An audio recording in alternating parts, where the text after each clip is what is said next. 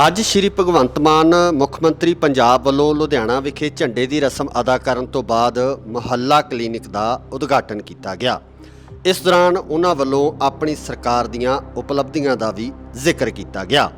ਉਹਨਾਂ ਵੱਲੋਂ ਕਿਹਾ ਗਿਆ ਕਿ ਇੱਕ ਵਿਧਾਇਕ ਇੱਕ ਪੈਨਸ਼ਨ ਦਾ ਵਾਅਦਾ ਉਹਨਾਂ ਦੀ ਸਰਕਾਰ ਪੂਰਾ ਕਰ ਚੁੱਕੀ ਹੈ ਅਤੇ ਨਾਲ ਹੀ ਆਟਾ ਦਾਲ ਸਕੀਮ ਦਾ ਘਰ ਘਰ ਪਹੁੰਚਾਉਣ ਦੀ ਗੱਲ ਵੀ ਉਹਨਾਂ ਵੱਲੋਂ ਕਹੀ ਗਈ।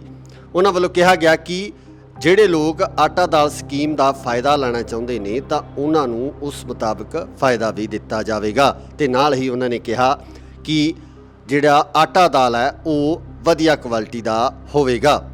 ਇੱਥੇ ਹੀ ਸ਼੍ਰੀ ਭਗਵੰਤ ਮਾਨ ਵੱਲੋਂ ਬਿਜਲੀ ਦੇ ਮੁੱਦੇ ਦਾ ਵੀ ਗੱਲਬਾਤ ਕਰਦਿਆਂ ਉਹਨਾਂ ਕਿਹਾ ਗਿਆ ਕਿ ਜਿਹੜੇ ਵਾਅਦੇ ਆਮ ਆਦਮੀ ਪਾਰਟੀ ਦੀ ਸਰਕਾਰ ਨੇ ਚੋਣਾਂ ਦੇ ਦੌਰਾਨ ਕੀਤੇ ਸਨ ਉਹ ਹਰ ਇੱਕ ਵਾਅਦੇ ਨੂੰ ਪੂਰਾ ਕੀਤਾ ਜਾਵੇਗਾ ਅਤੇ ਨਾਲ ਹੀ ਮੁਹੱਲਾ ਕਲੀਨਿਕ ਦੇ ਵਿੱਚ ਫ੍ਰੀ ਦਵਾਈਆਂ ਅਤੇ ਇਲਾਜ ਮੁਹੱਈਆ ਕਰਵਾਉਣ ਦੀ ਗੱਲ ਵੀ ਸ਼੍ਰੀ ਭਗਵੰਤ ਮਾਨ ਵੱਲੋਂ ਕਹੀ ਗਈ। बहुत बहुत मेहरबानी MLA साहब। मेरे नाल मेरे लुधियाने की टीम, सारे MLA साहबान जिहड़े कि आपो अपने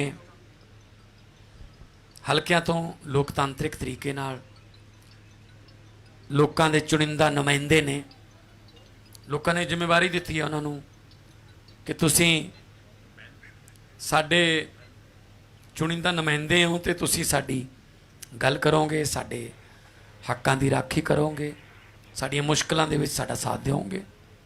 सारिआं दा मैं धन्नवाद करदा। मुबारकबाद सब तो पहला आज़ादी दे 75वें दिवस दियां बहुत बहुत बधाइयां।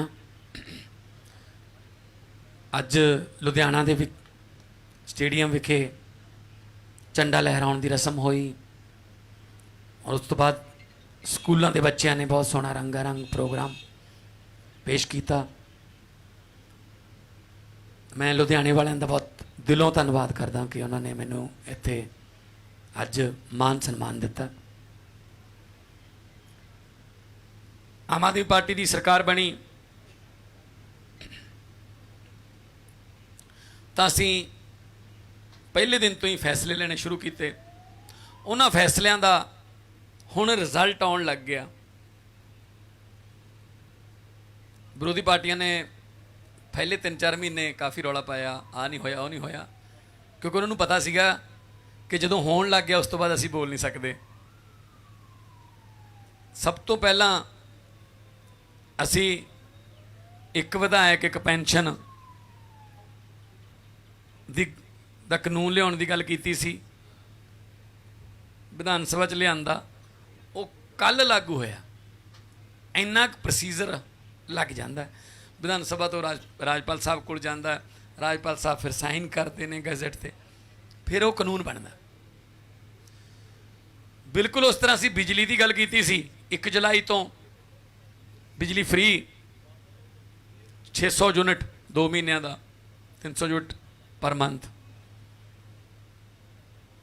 20 दिनों अज तो लगभग बिजली के बिल आउणगे।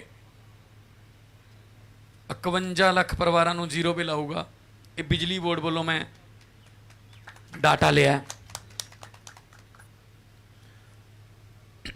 जिहड़े कहंदे आ कि इदां हो नहीं सकता, उन्होंने दिखाने वास्ते मैं इदां टेबल ते बिल धर लाँगे, आ तुहाडे मैक उन्होंने बिलों के उपर धर लाँगे ताकि माइक गवाह बन जाण के जीरो बिल ने। असी वादा कीता सी कि मुहल्ला क्लीनिक पिंड क्लीनिक बनावांगे, आम आदमी क्लीनिक बनावांगे। दिल्ली दे विच तजर्बा अरविंद केजरीवाल जी ने जदों कीता तो बहुत ही ज़्यादा सफल रहा है तजर्बा कि तुसी अपने खब्बे या सज्जे 50 या 100 मीटर ते तुहाडे मुहल्ला क्लीनिक है, तुसी जाओ, डॉक्टर बैठा है, वो चैकअप करूगा, दवाई लिखूगा, दवाई तुहानू उत्थों फ्री मिलूगी। ब्लड का टेस्ट करना है, वो भी तुहानू ब्लड का सैंपल ले लैणगे ते उस तो बाद जो वो रिपोर्ट आ गई वो मुताबिक दवाई लिखणगे। बहुत सारे गरीब लोग इहो जे ने ਜਿਨ੍ਹਾਂ ਨੂੰ ਪਤਾ ਹੈ ਕਿ ਮੈਂ ਬਿਮਾਰ ਹਾਂ, ਗੰਭੀਰ ਬਿਮਾਰੀ ਦਾ ਸ਼ਿਕਾਰ ਨੇ, ਪਰ ਮੰਜੇ ਤੇ ਇਸ ਕਰਕੇ ਪਏ ਨੇ ਕਿ ਜੇ ਮੇਰਾ ਇਲਾਜ ਕਰਾਉਣ ਲੱਗ ਗਏ ਤਾਂ ਜਿਹੜੀ ਰਹਿੰਦੀ ਖੁੰਦੀ ਜ਼ਮੀਨ ਹੈ, ਬਿੱਗਾ 2 ਬਿੱਗੇ ਉਹ ਵਿਕ ਜੂਗੀ, ਜਾਂ ਜਿਹੜਾ ਘਰ ਹੈ ਉਹ ਵਿਕ ਜੂਗਾ, ਜਾਂ ਜਿਹੜਾ ਕੁਝ ਥੋੜਾ ਬਹੁਤ ਬੱਚਿਆਂ ਦੀ ਪੜ੍ਹਾਈ ਵਾਸਤੇ ਪੈਸਾ ਜਮ੍ਹਾਂ ਕੀਤਾ ਉਹ ਸਾਰਾ ਲੱਗ ਜੂਗਾ। ਇਸ ਕਰਕੇ ਉਹ ਗਿਵ ਅਪ ਕਰ ਗਏ, ਯਾਨੀ ਕਿ ਹੱਥ ਖੜੇ ਕਰ ਗਏ ਜ਼ਿੰਦਗੀ ਦੇ ਮੂਹਰੇ ਕਿ ਜੀ ਕੋਈ ਗੱਲ ਨਹੀਂ, ਮੈਨੂੰ ਇੱਥੇ ਹੀ ਪਾਈ ਰੱਖੋ, ਜਦੋਂ ਸਵਾਸ ਪੂਰੇ ਹੋ ਗਏ ਸੰਸਕਾਰ ਕਰ ਦਿਓ। ਹੁਣ ਕੋਈ ਬੰਦਾ ਪੰਜਾਬ ਦੇ ਵਿੱਚ 3.25 ਕਰੋੜ ਲੋਕਾਂ 'ਚੋਂ ਪ੍ਰਮਾਤਮਾ ਅੱਗੇ ਅਰਦਾਸ ਕਰਦੇ ਆ ਕੋਈ ਬਿਮਾਰ ਨਾ ਹੋਵੇ, ਪਰ ਜੇ ਕੋਈ ਬਿਮਾਰੀ ਹੋ ਗਈ ਉਹ ਪੈਸੇ ਵੱਲੋਂ, ਇਲਾਜ ਵੱਲੋਂ ਨਹੀਂ ਖੁੰਝੂਗਾ ਕਿ ਪੈਸਾ ਨਹੀਂ ਸੀ, ਇਲਾਜ ਨਹੀਂ ਹੋਇਆ। ਮੈਨੂੰ ਇੱਥੇ ਮਿਲੇ ਨੇ ਕੁਝ ਬਜ਼ੁਰਗ ਮਿਲੇ ਨੇ ਜਿਹੜੇ ਆਏ ਨੇ ਅੱਜ, ਉਹ ਕਹਿੰਦੇ ਸਾਨੂੰ ਬਹੁਤ ਸੁੱਖ ਹੋ ਗਿਆ, ਸਾਨੂੰ ਇੱਥੋਂ ਹੀ ਦਵਾਈ ਮਿਲੂਗੀ, ਅਸੀਂ ਘਰੇ ਚਲੇ ਜਾਵਾਂਗੇ ਇੱਥੋਂ, ਨਹੀਂ ਤਾਂ ਬਹੁਤ ਵੱਡੇ ਵੱਡੇ ਹਸਪਤਾਲਾਂ 'ਚ, ਬਹੁਤ ਮਹਿੰਗੇ ਮਹਿੰਗੇ ਹਸਪਤਾਲਾਂ 'ਚ ਪਰਚੀਆਂ ਬਣ ਜਾਂਦੀਆਂ ਨੇ। ਸੋ 75 ਮੁਹੱਲਾ ਕਲੀਨਿਕ ਅੱਜ 75ਵੇਂ ਆਜ਼ਾਦੀ ਦਿਵਸ ਤੇ ਅਸੀਂ ਸਮਰਪਿਤ ਕਰਤੇ। ਬਾਕੀ ਹਰ ਰੋਜ਼ 5, 7, 10 ਬਣਦੇ ਰਹਿਣਗੇ ਤੇ ਬੜੀ ਜਲਦੀ ਪੂਰੇ ਪੰਜਾਬ ਦੇ ਵਿੱਚ ਕਿਤੇ ਨਾ ਕਿਤੇ ਨਿਗਾਹ ਮਾਰੋਗੇ ਤੁਹਾਨੂੰ ਆਮ ਆਦਮੀ ਕਲੀਨਿਕ ਜਿਹੜਾ ਨਜ਼ਰ ਆਊਗਾ। ਇਹ ਅਰਵਿੰਦ ਕੇਜਰੀਵਾਲ ਜੀ ਦੀ ਸੋਚ ਜਿਹੜੀ ਦਿੱਲੀ ਦੇ ਵਿੱਚ ਮੁਹੱਲਾ ਕਲੀਨਿਕ ਬਣਾਉਣ ਦੀ, ਅਸੀਂ ਉਹਨਾਂ ਤੋਂ ਸੈਂਪਲ ਲੈ ਕੇ, ਉਹਨਾਂ ਤੋਂ ਆਈਡੀਆ ਲੈ ਕੇ ਅਸੀਂ ਪੰਜਾਬ ਦੇ ਵਿੱਚ ਲਾਗੂ ਕਰਨ ਲੱਗੇ। ਕਿਤੋਂ ਵੀ ਮਿਲ ਸਕਦਾ ਆਈਡੀਆ ਵਧੀਆ। ਆਟਾ ਦਾਲ ਸਕੀਮ, ਸਾਡੀ ਗੱਲ ਹੋ ਗਈ ਪ੍ਰਾਈਵੇਟ ਕੰਪਨੀਆਂ ਨਾਲ, ਘਰ ਘਰ ਡੋਰ ਟੂ ਡੋਰ ਆਟਾ ਦਾਲ ਸਕੀਮ ਆਊ। ਤੁਹਾਡੇ ਕੋਲੇ ਆਪਸ਼ਨ ਹੈ, ਤੁਸੀਂ ਚੁਣ ਸਕਦੇ ਹੋ ਡੀਪੂ ਵਾਲੇ ਤੋਂ ਲੈਣਾ ਹੈ ਜਾਂ ਜਿਹੜੀ ਗੱਡੀ ਆ ਰਹੀ ਹੈ ਉਹ ਤੋਂ ਲੈਣਾ ਹੈ। ਤੁਸੀਂ ਚੁਣ ਸਕਦੇ ਹੋ ਕਣਕ ਲੈਣੀ ਹੈ ਜਾਂ ਪੀਸਿਆ ਹੋਇਆ ਆਟਾ ਲੈਣਾ। ਕਣਕ ਵੀ ਤੇ ਆਟਾ ਵੀ ਕੁਆਲਿਟੀ ਪੱਖੋਂ ਮਾੜਾ ਨਹੀਂ ਹੋਊਗਾ। ਜਿਹੜੀ ਸਾਡੇ ਐਮਐਲਏਆਂ ਦੇ, ਮੰਤਰੀਆਂ ਦੇ, ਮੁੱਖ ਮੰਤਰੀ ਦੇ ਘਰੇ ਰੋਟੀ ਪੱਕਦੀ ਹੈ ਜਿਸ ਤਰ੍ਹਾਂ ਦੇ ਆਟੇ ਨਾਲ, ਜਿਸ ਕੁਆਲਿਟੀ ਨਾਲ, ਉਹੀ ਕੁਆਲਿਟੀ ਦਾ ਆਟਾ ਤੇ ਉਹੀ ਕੁਆਲਿਟੀ ਦੀ ਕਣਕ ਆਮ ਲੋਕਾਂ ਨੂੰ ਮਿਲੂਗੀ। ਅਸੀਂ ਪੁਰਾਣੀਆਂ ਸਰਕਾਰਾਂ ਵਾਂਗੂ ਮਜ਼ਾਕ ਨਹੀਂ ਕਰਨਾ ਕਿ ਜਿਹਨੂੰ ਪਸ਼ੂ ਵੀ ਨਹੀਂ ਖਾਂਦੇ ਉਹ ਜੀ ਕਣਕ ਤੇ ਆਟਾ। ਇਹ ਵੀ ਜਲਦੀ ਸ਼ੁਰੂ ਹੋ ਜਾਊਗਾ। ਬੁਢਾਪਾ ਪੈਨਸ਼ਨ ਬਹੁਤ ਵੱਡੀ ਸਮੱਸਿਆ ਬਜ਼ੁਰਗਾਂ ਨੂੰ। ਬੈਂਕ 'ਚ ਜਾਣਾ, ਫਿਰ ਲਾਈਨ 'ਚ ਲੱਗਣਾ, ਕੋਈ ਕਾਗਜ਼ ਘਟ ਗਿਆ ਫਿਰ ਦੁਬਾਰਾ ਘਰੋਂ ਲੈ ਕੇ ਆਉਣਾ, ਜਾਂ ਬੈਂਕ 'ਚ ਪੈਸਾ ਨਹੀਂ ਆਇਆ, ਜਾਂ 2 ਵੱਜ ਗਏ ਉਹ ਤੋਂ ਬਾਅਦ ਕੈਸ਼ ਨਹੀਂ ਨਿਕਲਦਾ।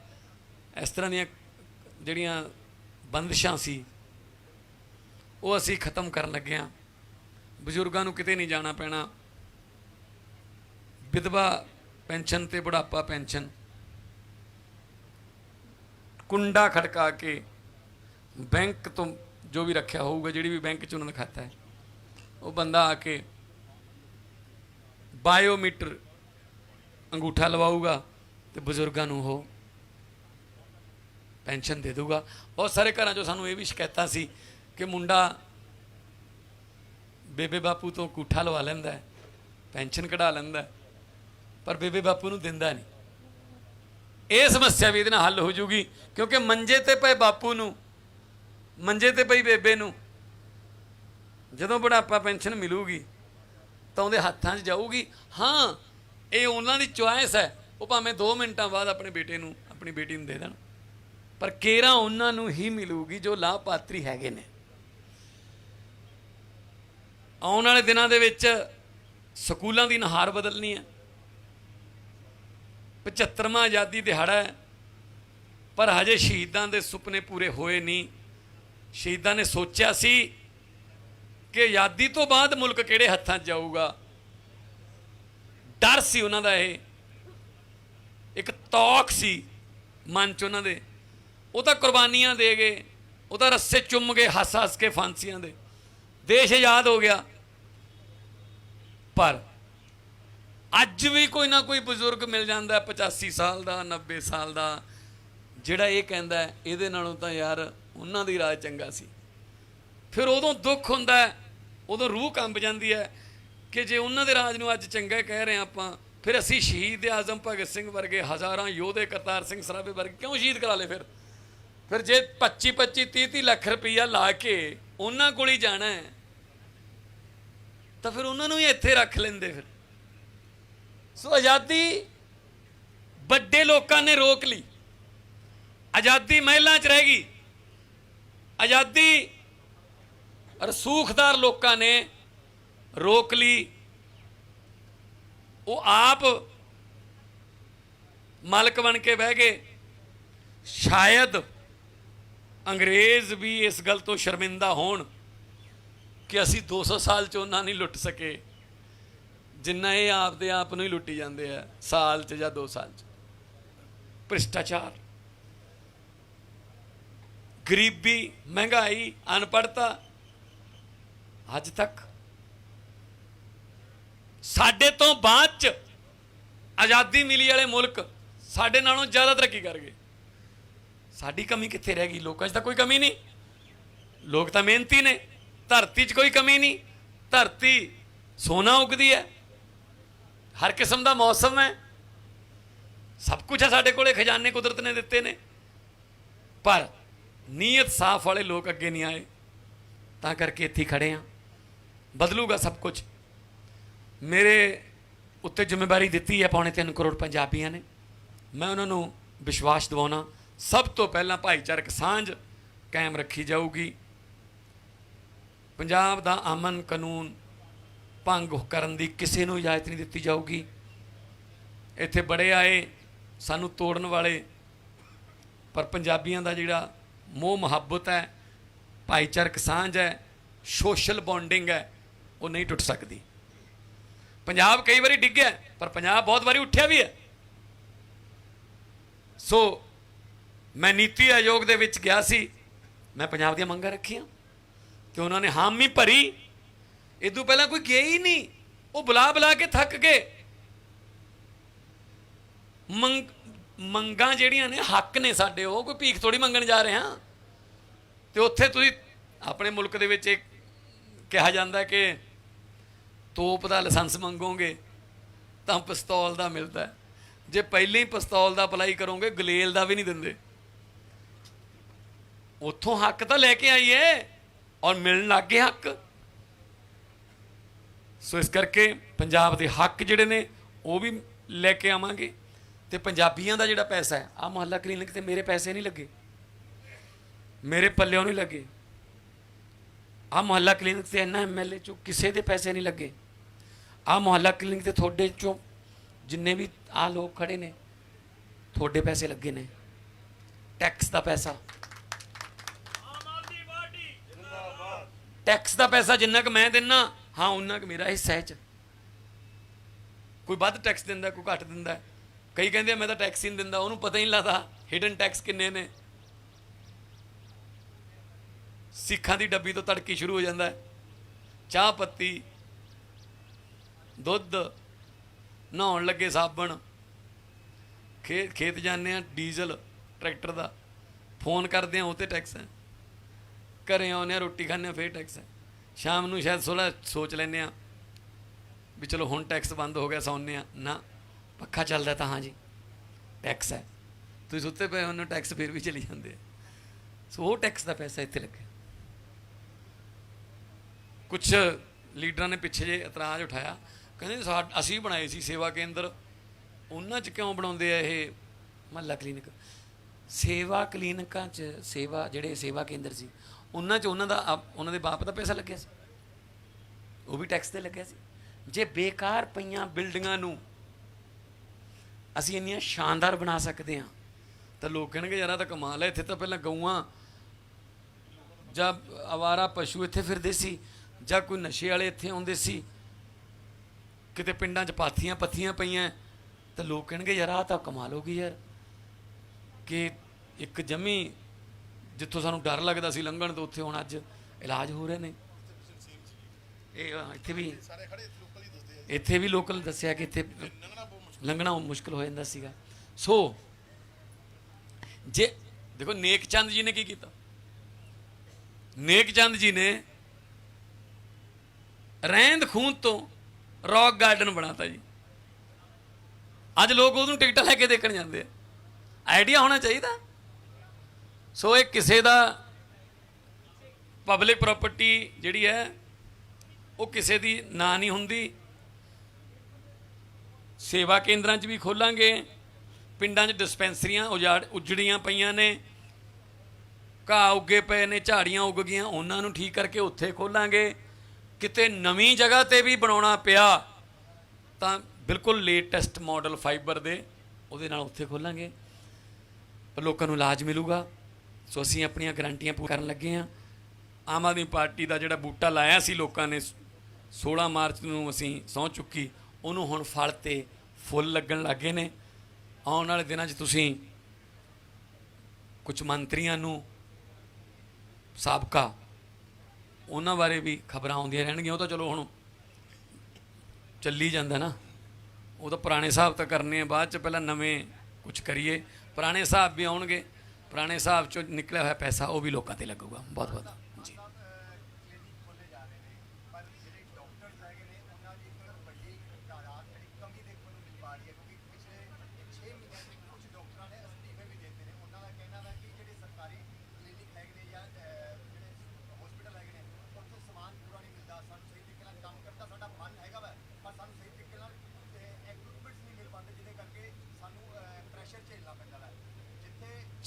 सवाल करो जी, डिबेट ना करो, सवाल पूछो।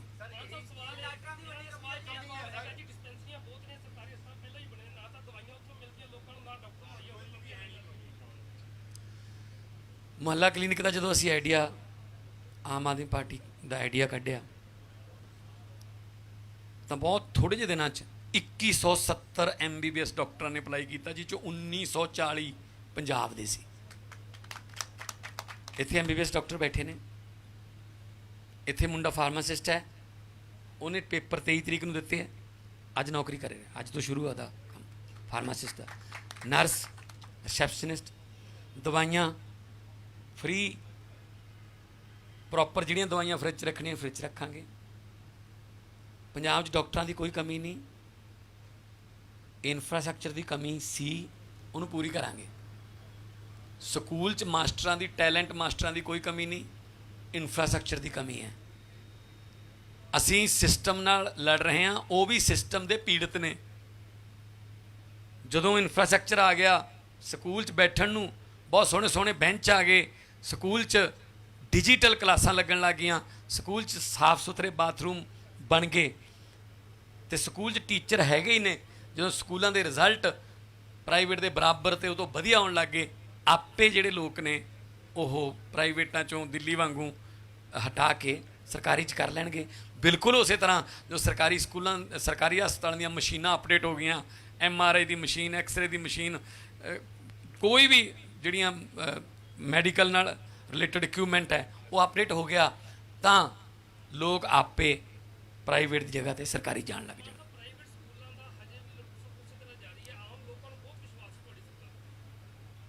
ਕੀ ਸਵਾਲ ਹੈ ਜੀ, ਕੀ ਹੈ ਜਾਂ ਇਹ ਤਾਰੀਫ ਹੈ? ਨਹੀਂ, ਕੋਈ ਸਕੂਲ ਇੱਦਾਂ ਨਹੀਂ ਕਰ ਸਕਦਾ ਕਿ ਉਹ ਫੀਸ ਵਧਾਵੇ। ਅਸੀਂ ਪਿਛਲੇ ਦਿਨੀ ਜਿਹੜੇ ਪ੍ਰੀ ਮੈਟ੍ਰਿਕ ਅਤੇ ਪੋਸਟ ਮੈਟ੍ਰਿਕ ਸਕਾਲਰਸ਼ਿਪ ਵਾਲਾ ਜਿਹੜਾ ਘਪਲਾ ਹੋਇਆ ਸੀ, ਉਹਦੇ ਵਿੱਚ ਸਟੂਡੈਂਟ ਬੈਠੇ ਸੀ, ਕਈ ਕਾਲਜ, ਪ੍ਰਾਈਵੇਟ ਕਾਲਜਾਂ ਨੇ ਡਿਗਰੀਆਂ ਰੋਕ ਲਈਆਂ ਸੀ। ਅਸੀਂ ਉਹ ਕਾਲਜਾਂ ਨੂੰ ਸਟ੍ਰਿਕਟਲੀ ਆਰਡਰ ਕੀਤਾ ਹੈ ਕਿ ਤੁਸੀਂ ਡਿਗਰੀ ਨਹੀਂ ਰੋਕ ਸਕਦੇ। ਝਗੜਾ ਸਰਕਾਰ ਨਾਲ ਲੜੋ ਪੈਸਿਆਂ ਦਾ, ਅਸੀਂ ਸੈਂਟਰ ਨਾਲ ਲੜਾਂਗੇ। ਸੈਂਟਰ ਤੇ ਪੰਜਾਬ ਸਰਕਾਰ ਦਾ ਅਤੇ ਕਾਲਜਾਂ ਦਾ ਝਗੜਾ ਹੈ, ਉਹਦੇ ਵਿੱਚ ਤੁਸੀਂ ਕਿਸੇ ਬੱਚੇ ਦਾ ਫਿਊਚਰ ਨਹੀਂ ਖਰਾਬ ਕਰ ਸਕਦੇ ਕਿ ਅਸੀਂ ਡਿਗਰੀ ਨਹੀਂ ਦਿੰਦੇ, ਡਿਗਰੀ ਨਹੀਂ ਰੋਕ ਸਕਦੇ। ਉਹ ਸੰਵਿਧਾਨਿਕ ਹੱਕ ਹੈ ਉਹਨਾਂ ਦਾ ਡਿਗਰੀ ਦਾ। ਸੋ ਸਾਰੇ ਬੱਚਿਆਂ ਨੂੰ ਡਿਗਰੀਆਂ ਮਿਲਣਗੀਆਂ, ਬੱਚੇ ਆਪਦਿਆਂ ਅਲੱਗ-ਅਲੱਗ ਕੋਰਸਾਂ 'ਚ ਚਲੇ ਜਾਣ, ਪਰ ਜਿਹੜਾ ਸਕੈਮ ਹੋਇਆ ਉਹਦੀ ਜਾਂਚ ਕਰਕੇ ਉਹ ਅਸੀਂ ਕਾਲਜਾਂ ਨਾਲ ਆਪੇ ਨਿਬੜਾਂਗੇ। ਸੋ ਸਾਡਾ ਮਕਸਦ ਹੈ ਵਰਲਡ ਕਲਾਸ ਐਜੂਕੇਸ਼ਨ, ਸਾਡਾ ਮਕਸਦ ਹੈ ਵਰਲਡ ਕਲਾਸ ਇਲਾਜ।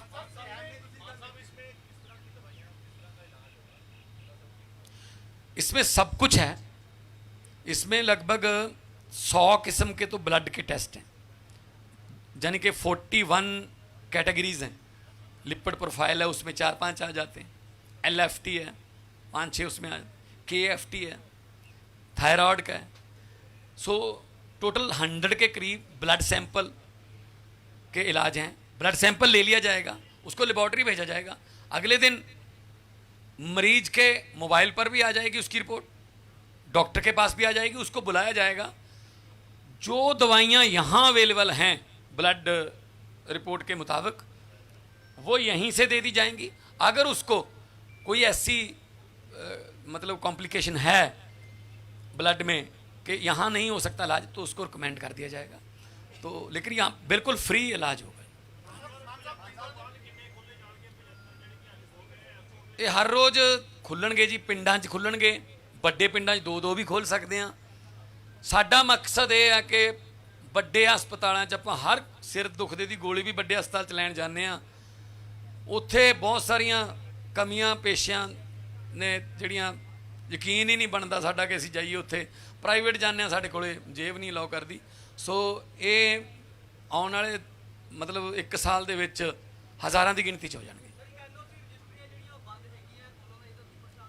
ਉਹ ਅਸੀਂ ਬਿਲਕੁਲ ਕੋਲੋਨਾਈਜ਼ਰਾਂ ਨਾਲ ਮੀਟਿੰਗ ਕਰ ਰਹੇ ਹਾਂ। ਡੀ ਸਾਹਿਬ ਨੂੰ ਮੈਂ ਬੋਲ ਦਿੱਤਾ ਲੁਧਿਆਣੇ ਦੇ ਵਿੱਚ, ਤੇ ਉਹ ਕਿਸੇ ਨਾ ਕਿਸੇ ਕਾਮਨ ਮਿਨੀਮਮ ਪੁਆਇੰਟ ਤੇ ਪਹੁੰਚ ਕੇ ਉਹ ਹੱਲ ਹੋ ਜਾਊਗਾ ਜੀ।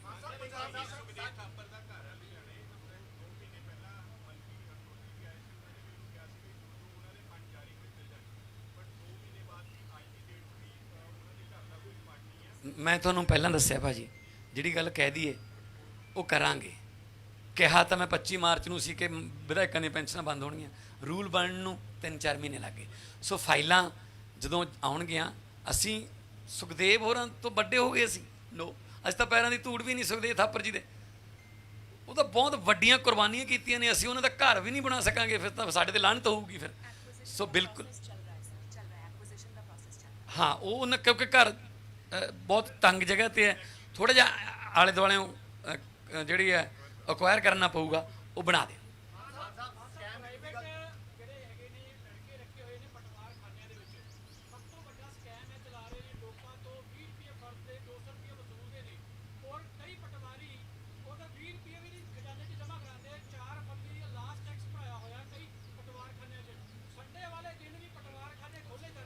ਅਸੀਂ ਇਹਨੂੰ ਡਿਜੀਟਲ ਕਰ ਰਹੇ ਹਾਂ। ਈ ਫਰਦ, ਈ ਰਜਿਸਟਰੀ, ਈ ਗਿਰਦਾਵਰੀ, e learning licence, e R C. ਅਸੀਂ ਈ ਗਵਰਨੈਂਸ ਵੱਲ ਵੱਧ ਰਹੇ ਹਾਂ। ਜੇ ਕੋਈ ਪਾਰਟੀਕੂਲਰ ਕੇਸ ਹੈ ਤਾਂ ਤੁਸੀਂ ਸਾਨੂੰ ਦੱਸ ਦਿਓ। ਪਟਵਾਰੀਆਂ ਦੀ ਗਿਣਤੀ ਘੱਟ ਹੈ। ਅਸੀਂ 1043 ਪਟਵਾਰੀ ਰੱਖੇ ਨੇ, ਉਹਨਾਂ ਦੀ ਟ੍ਰੇਨਿੰਗ ਦਾ ਸਮਾਂ ਵੀ ਘਟਾਇਆ ਤਾਂ ਕਿ ਛੇਤੀ ਉਹ ਫੀਲਡ ਦੇ ਵਿੱਚ ਜੁਆਇਨ ਕਰ ਲੈਣ। ਤੇ